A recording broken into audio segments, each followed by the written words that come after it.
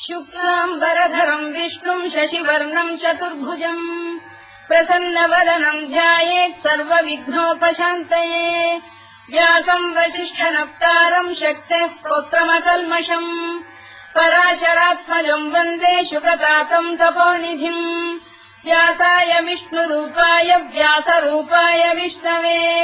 नमो वै ब्रह्मनिधये वासिष्ठाय नमो नमः अविकाराय शुद्धाय नित्याय परमात्मने सदैकरूपरूपाय विष्णवे सर्वजिष्णवे यस्य स्मरणमात्रेण जन्म संसारबन्धनात् विमुच्यते नमस्तस्मै विष्णवे प्रभविष्णवे ॐ नमो विष्णवे प्रभविष्णवे श्रीवैशम्पायन उवाच श्रुत्वा धर्मानशेषेण पावनानि च सर्वशः युधिष्ठिरः शान्तनवम् पुनरेवाभ्यभाषत युधिष्ठिर उवाच किमेकम् दैवतम् लोके किम् वाप्येकम् परायणम् स्तुवन्तः कङ्कमर्चन्तः प्राप्नुयुर्मानवा शुभम् को धर्मः सर्वधर्माणाम् भवतः परमो मतः किम् जपन्मुच्यते जन्तुर्जन्म संसारबन्धनात् श्रीभीष्म उवाच जगत्प्रभुम् देवदेवमनन्तम् पुरुषोत्तमम् स्तुवन्नाम सहस्रेण पुरुषस्तततोत्थितः तमेव चार्चयन् नित्यम् भक्त्या पुरुषमव्ययम् ध्यायम् स्तुवन् नमस्यम् च यजमानस्तमेव च अनादिनिधनम् विष्णुम् सर्वलोकमहेश्वरम् लोकाध्यक्षम् स्तुवन् नित्यम् सर्वदुःखातिगो भवेत् ब्रह्मण्यम् सर्वधर्मज्ञम् लोकानाम् कीर्तिवर्धनम् लोकनाथम् महद्भूतम् सर्वभूतभवोद्भवम् एष मे सर्वधर्माणाम् धर्मोऽधिकतमो मतः यद्भक्त्या पुण्डरीकाक्षम् स्तवैरच्चेन्नरः सदा परमम् यो महत्तेजः परमम् यो महत्तपः परमम् यो महद्ब्रह्म परमम् यः परायणम् पवित्राणाम् पवित्रम् यो मङ्गलानाम् च मङ्गलम् दैवतम् देवतानाम् च भूतानाम् यो व्ययक्तिदा यतः सर्वाणि भूतानि भवन्त्यादियुगागमे यस्मिंश्च प्रलयम् यान्ति पुनरेव युगक्षये तस्य लोकप्रधानस्य जगन्नाथस्य भूपते विष्णोर्नाम सहस्रम् मे शृणु पापभयापहम् यानि नामानि गौणानि विख्यातानि महात्मनः ऋषिभिः परिगीतानि तानि वक्ष्यामि भूतये ऋषिर्नाम्नाम् सहस्रस्य वेदव्यासो महामुनिः छन्दोऽनुष्टुप् तथा देवो भगवान् देवकीसुतः अमृताम् शुद्भवो बीजम् शक्तिर्देवकीनन्दनः कृतामाहृदयम् तस्य शान्त्यर्थे विनियुज्यते विष्णुम् जिष्णुम् महाविष्णुम् प्रभविष्णुम् महेश्वरम्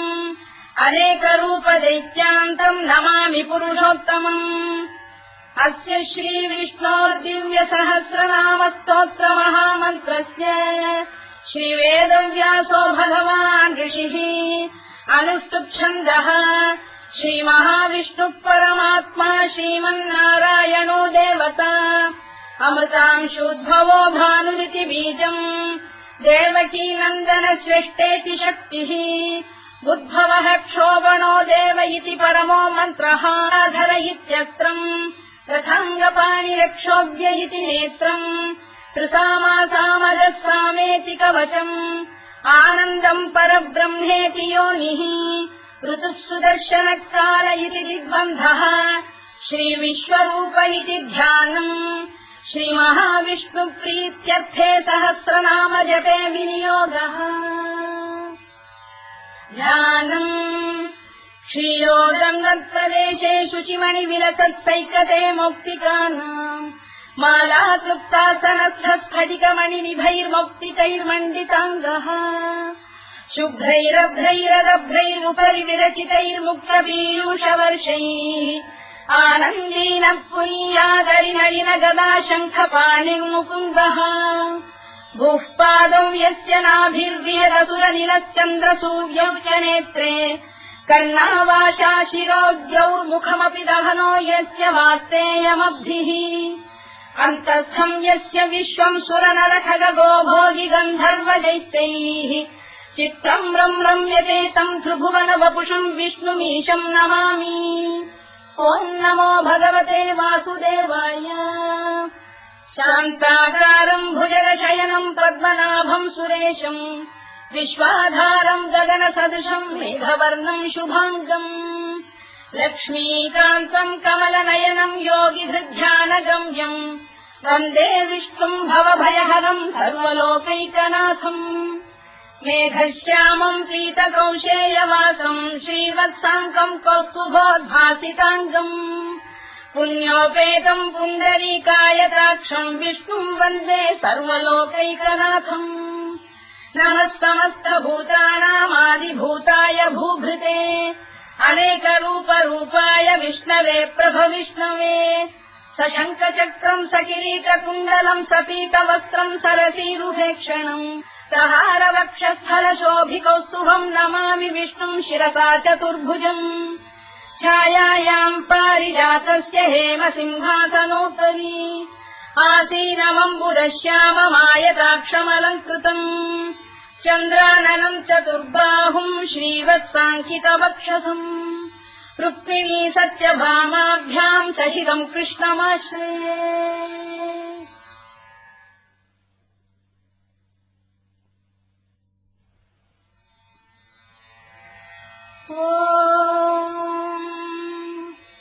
विश्वम् विष्णुर्वषत्कारो भूतभव्य भवत्प्रभुः भूतभृद्भावो भूतात्मा भूतभावनः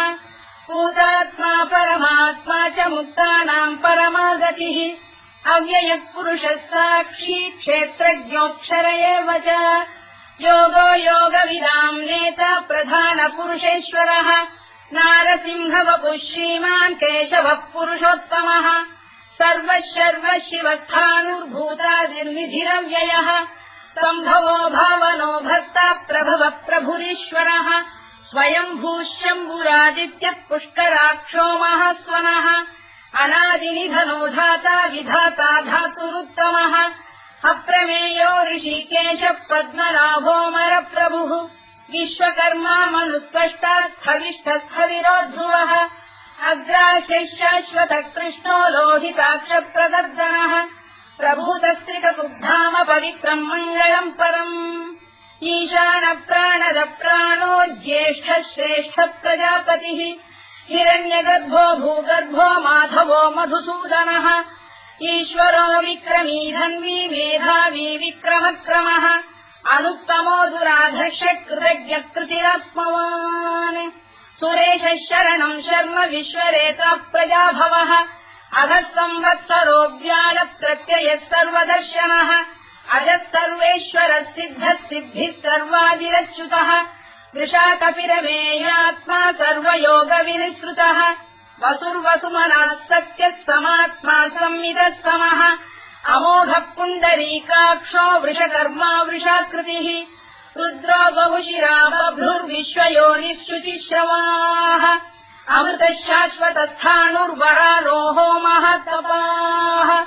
सर्वगः सर्वविद्वानुर्विश्वरवित्कविः लोकाध्यक्षः सुराध्यक्षो धर्माध्यक्षः कृताकृतः चतुरात्मा चतुर्व्यूहश्चतुर्दंष्टश्चतुर्भुजः भ्राजिष्णुर्भोजनम् भोक्ता सहिष्णुर्जगदादिजः अनघो विजयो जेता विश्वयोनिः पुनर्वसुः उपेन्द्रो वामनः प्रांशुरमोघः शुचिरूर्जितः अतीन्द्रः सङ्ग्रहः सर्गो धृतात्मा नियमो यमः वेद्यो वैद्यः सदा योगी वीरः माधवो मधुः अतीन्द्रियो महामायो महोत्साहो महाबलः महाबुद्धिर्महावीर्यो महाशक्तिर्महाद्युतिः अनिर्देश्य वपुः श्रीमान् अमेयात्मा महाधृधृत् महेश्वासो महीभक्तः श्रीनिवासः सताङ्गतिः अनिरुद्धः सुरानन्दो गोविन्दो गोविदाम्पतिः मरीचिर्दमनो हंसः सुपर्णो भुजगोत्तमः हिरण्यनाभः सुतपाः पद्मनाभः प्रजापतिः अमृत्युः सर्वदृक्सिंहः सन्धाता सन्धिमान् स्थिरः अजो दुर्मर्षणः शास्ता विश्रुतात्मा सुरारिः गुरुर्गुरुतमो धाम सत्यः सत्यपराक्रमः निमिषो निमिषस्रग्वी वाचस्पतिरुदारधीः अग्रणी ग्रामणी श्रीमान् न्यायो नेता समीरणः सहस्रमूर्धा विश्वात्मा सहस्राक्षः सहस्रपात् आवर्तनो निवृत्तात्मा संवृतः सम्प्रवर्धनः अधः संवर्तको गन्धिरहिरो धरणीधरः सुप्रसादप्रसन्नात्मा विश्वधृत् विश्वभुग्विभुः सत्कर्ता सत्कृतः साधुर्जह्नुर्नारायणो नरः असङ्ख्येयो प्रमेयात्मा विशिष्टः शिष्टकृच्छुचिः सिद्धार्थः सिद्धसङ्कल्पः सिद्धिदः सिद्धिसाधनः वृषाही वृषभो विष्णुर्वृषपर्वा वृषोदरः वर्धनो वर्धमानश्च विविक्तः श्रुतिसागरः सुभुजो दुर्धरो वाग्मी महेन्द्रो वसुदो वसुः नैकरूपो बृहद्रूपः शिपिविष्टप्रकाशनः ओजस्तेजोऽद्युतिधरः प्रकाशात्मा प्रतापनः वृद्धः स्पष्टाक्षरो मन्त्रश्चन्द्रांशुर्भास्करद्युतिः अमृतांशुद्भवो भानुः शशबिन्दुः सुरेश्वरः औषधम् जगतः सेतुः सत्यधर्मपराक्रमः भूतभव्यभवन्नाथः पवनः पावनो नलः कामः कामकृत्कान्तः कामः कामप्रदप्रभुः युगादिकृद्युगापत्तो नैकमायो महाशनः अदृश्यो व्यक्तरूपश्च सहस्रजिदनन्तजित् इष्टो विशिष्टः शिष्टेष्टः शिखण्डी नभुषो वृषः क्रोधः क्रोधकृत्कर्ता विश्वबाहुर्महीधरः अच्युतः प्रतिथः प्राणः प्राणदो वासवानुजः अपाम् निधिरधिष्ठानमप्रमत्तः प्रतिष्ठितः स्कन्दः स्कन्दधरो धुर्यो वरदो वायुवाहनः वासुदेवो बृहद्भानुरादिदेवः पुरन्दरः अशोकस्तारणस्तारः शूरः शौरिर्जनेश्वरः अनुकूलः शतावर्तः पद्मी पद्मनिभेक्षणः पद्मनाभोरविन्दाक्षः पद्मगर्भः शरीरभृत् महर्भिर्वृद्धो वृद्धात्मा महाक्षो गरुडध्वजः अतुलः शरभो भीमः समयज्ञो हविर्हरिः सर्वलक्षणलक्षण्यो लक्ष्मीवान् समितिञ्जयः विक्षरो रोहितो मार्गो हेतुर्दामोदरः सहः महीधरो महाभागो वेगवानमिदाशनः उद्भवः क्षोभणो देवः श्रीगर्भः परमेश्वरः करणम् कारणम् कर्ता विकर्ता गहनो गुहः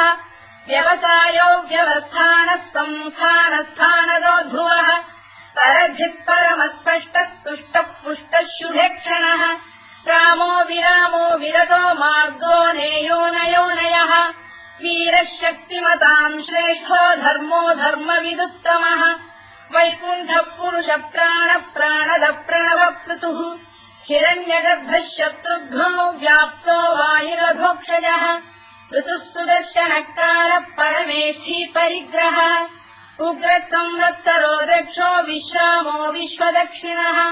विस्तारस्थावरस्थाणुः प्रमाणम् बीजमव्ययम् अर्थोऽनर्थो महाकोशो महाभोगो महाधनः अनिर्विण्णस्थविष्ठो भूर्धर्मयूपो महामखः नक्षत्रनेमिर्नक्षत्री क्षमः क्षामः समीहनः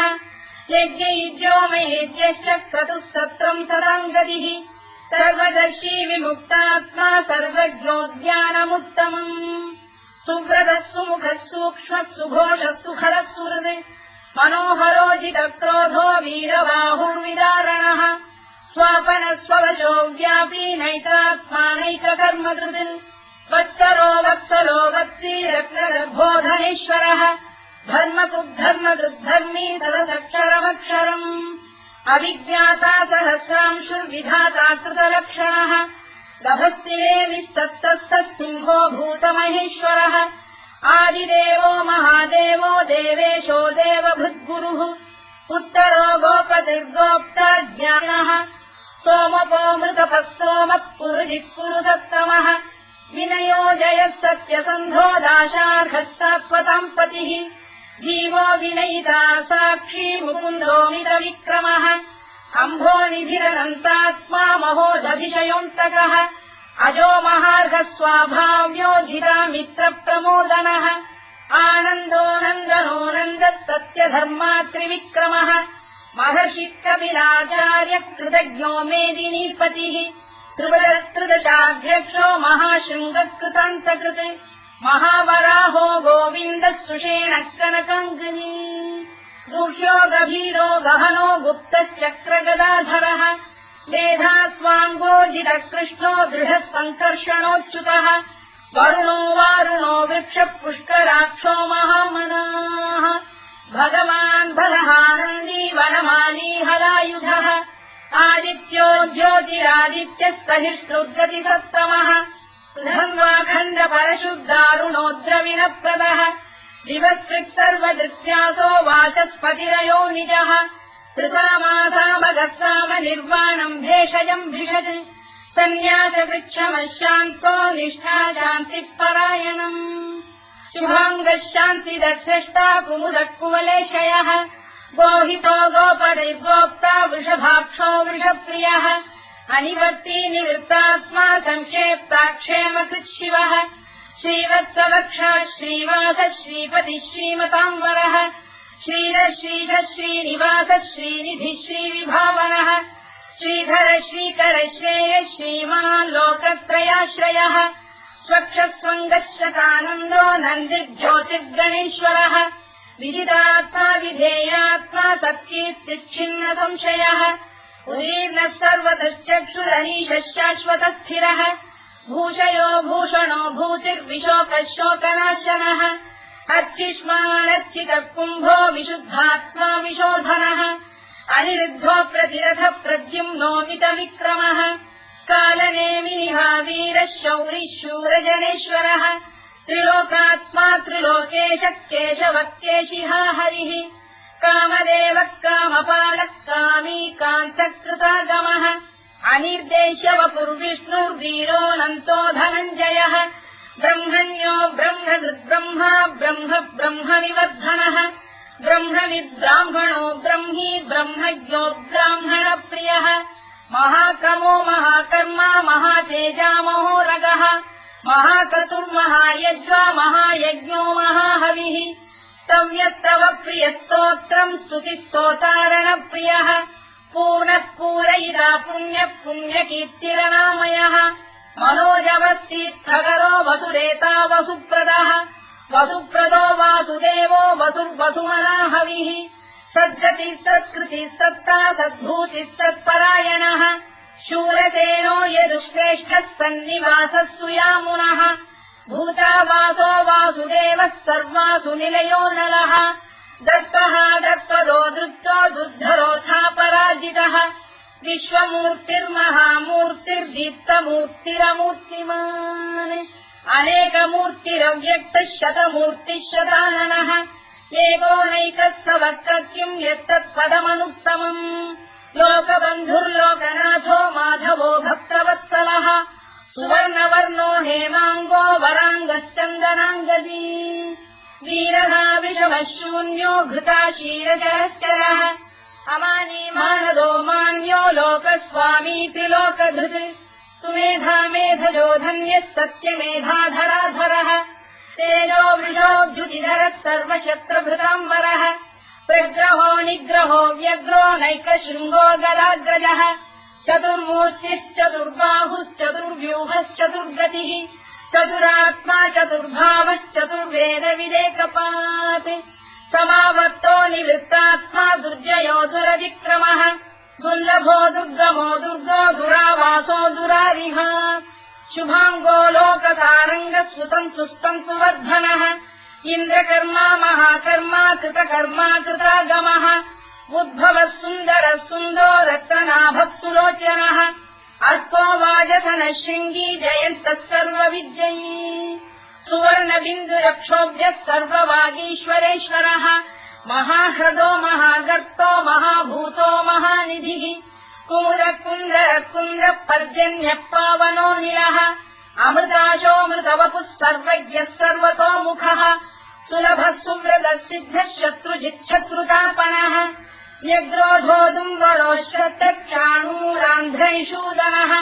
सहस्रार्चिः सप्तजिह्वः सप्तैधाः सप्तवाहनः अमूर्तिरनघोचिन्त्यो भयगृद्भयनाशनः अणुबृहत्कृशस्थूलो गुणधृन्निर्गुणो महान् अधृतस्वधृतस्वास्य प्राग्वंशो वंशवर्धनः भारभृत्कथितो योगी योगीशः सर्वकामदः आश्रमश्रवणः क्षामः सुपर्णो वायुवाहनः धनुर्धरो धनुर्वेदो दण्डो दमयिता दमः अपराजितः सर्वतः नियन्ता नियमो यमः सत्त्ववान् सात्विकः सत्यः सत्यधर्मपरायणः अभिप्रायप्रियार्होः प्रियकृत्प्रीतिवर्धनः विहायतगतिर्ज्योतिः सुरुचित्कुतभुक्विभुः रविर्विरोचनः सूर्यः कवितारविलोचनः अनन्तो हुतबुद्भोक्ता सुखदो नैकजोऽग्रजः अनिर्विण्णः सदामर्षी लोकाधिष्ठानमद्भुतः सनातनतमः कपिलः कपिरव्ययः स्वस्तिदः स्वस्तिकृत् स्वस्ति स्वस्तिभुक् स्वस्ति दक्षिणः अरोग्रः कुण्डली चक्री विक्रम्यूर्जितशासनः शब्दातिकः शब्दसः शिशिरः शर्वरीकरः अक्रूरः पेशलो दक्षो दक्षिणः क्षमिणाम्बरः विद्वत्तमो वीतभयः पुण्यश्रवणकीर्तनः उत्तारणो दुष्कृतिः पुण्यो दुःस्वप्ननाशनः वीरः रक्षणः सन्तो जीवनः पर्यवस्थितः अनन्तरूपोऽनन्तश्रीर्जितमन्युर्भयापहः चतुरश्रो गभीरात्मा विदिशो व्यादिशो दिशः अनाधिर्भूर्भुवो लक्ष्मी सुवीरो रुचिराङ्गदः जननो जनजन्मादिर्भीमो भीमपराक्रमः आधारनिलयो धाता पुष्पहासप्रजागरः ऊर्ध्वरः सत्त्वथाचार प्राणः प्रणवप्रणः प्रमाणम् प्राणनिलय प्राणभृत्प्राणजीवनः तत्त्वम् तत्त्वविदेकात्मा जन्ममृत्युजरातिगः भूर्भुवः स्वस्तरुस्तारः सविता प्रपितामहः यज्ञो यज्ञपतिर्यज्वा यज्ञाङ्गो यज्ञवाहनः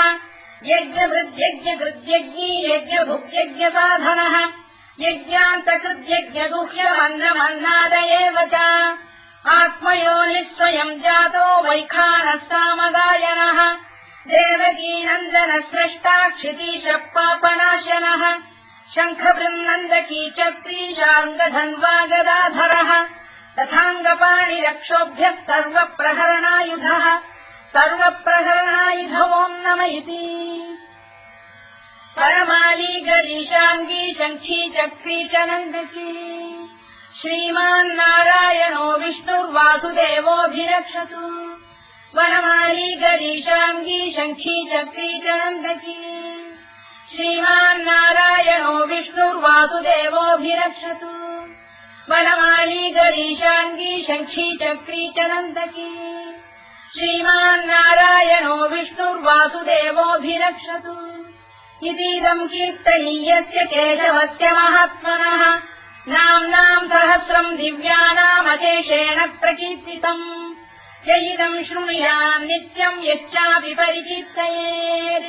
नाशुभम् प्राप्नुयात् किञ्चित् सोमुत्रेह च मानवः वेदान्तको ब्राह्मणस्य क्षत्रियो विजयी भवेत् वैश्यो धनसमृद्धस्य क्षुद्रः सुखमवाप्नुयात् धर्मार्थी प्राप्नुयात् धर्ममर्थार्थी चार्थमाप्नुयात् कामानवाप्नुयात् कामी प्रजार्थी चाप्नुयात् प्रजाम् भक्तिमान् यः सदोत्थाय शुचिस्तद्गतमानसः सहस्रम् वासुदेवस्य नाम्नामेतत्र कीर्तयेत् यशः प्राप्नोति विपुलम् याति प्राधान्यमेव च अजलाम् श्रियमाप्नोति श्रेयः प्राप्नोत्यनुत्तमम् न भयम् क्वचिदाप्नोति वीर्यम् तेजश्च विन्दति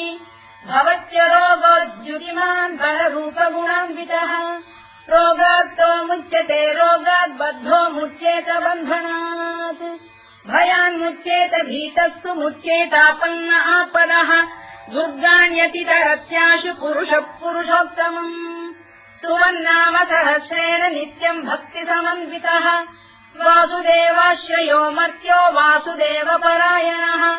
सर्वपापविशुद्धात्मा याति ब्रह्म सनातनम् न वासुदेव भक्तानामशुभम् विद्यते क्वचित् जन्म मृत्युजरा व्याधि भयम् नैवोपजायते इमम् स्तवमधीयानः श्रद्धा भक्ति समन्वितः युज्येतात्मसुखक्षान्ति श्रीधृति स्मृतिकीर्तिभिः न क्रोधो न च मात्सर्यम् न लोभो न शुभामतिः भवन्ति कृतपुण्यानाम् भक्तानाम् पुरुषोत्तमे द्यौस्तचन्द्रार्कनक्षत्राखम् दिशो भूर्महोदधिः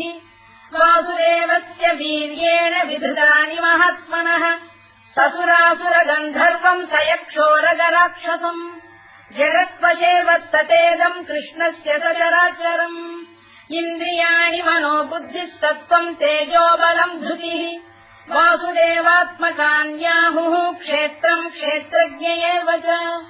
सर्वागमानामाचार प्रथमम् परिकल्पते आचारप्रभवो धर्मो धर्मस्य प्रभुरच्युतः ऋषयपितरो देवा महाभूतानि धातवः जङ्गमाजङ्गमम् चेदम् जगन्नारायणोद्भवम् योगो ज्ञानम् तथा साङ्ख्यम् विद्या शिल्पादिकर्म च वेदाः शास्त्राणि विज्ञानमेतत् सर्वम् जनार्दनात्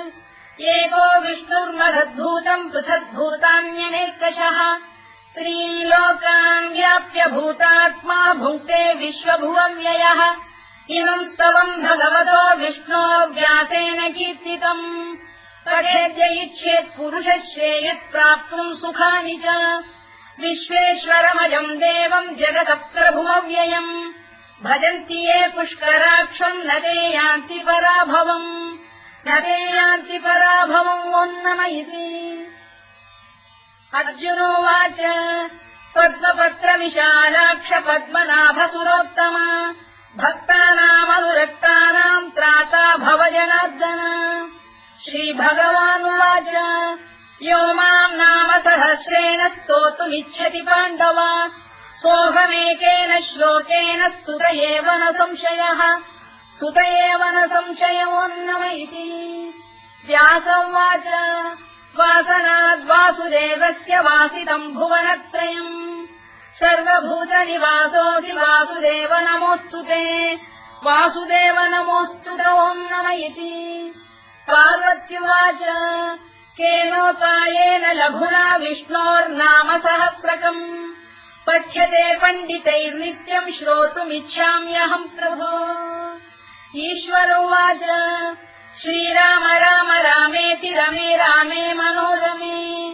सहस्रनाम तत्तुल्यम् राम नाम वरानने श्रीराम राम रामेति रमे रामे मनोरमे सहस्रनाम तत्तुल्यम् राम नाम वरानने श्रीराम राम रामेति रमे रामे मनोरमे सहस्रनाम तत्तुल्यम् राम नाम वरानने राम नाम वराननमोन्नमयिति ब्रह्मोवाच नमोऽस्त्वनन्ताय सहस्रमूर्तये सहस्रपादाक्षि शिरोरुबाहवे सहस्रनाम्ने पुरुषाय शाश्वते सहस्रकोटियुगधारिणे नमः सहस्रकोटियुगधारिणे नमोन्नमयिति सञ्जय उवाच यत्र योगेश्वर कृष्णो यत्र पार्थो धनुर्धरः तत्र श्रीविजयो भूतिर्ध्रुवानीतिर्मतिर्मम श्रीभगवानुवाच अनन्याश्चिन्तयन्तो मां ये जनाः पर्युपासते तेषाम् नित्याभियुक्तानां योगक्षेमम् वहाम्यहम्